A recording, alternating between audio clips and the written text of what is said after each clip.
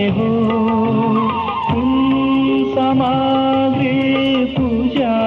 गर्ने साथ कसोरी लाने हो कुन मन्दिरमा जान्छौ यात्री कुन मन्दिरमा जाने हो कुन सामग्री पूजा गर्ने साथ कसो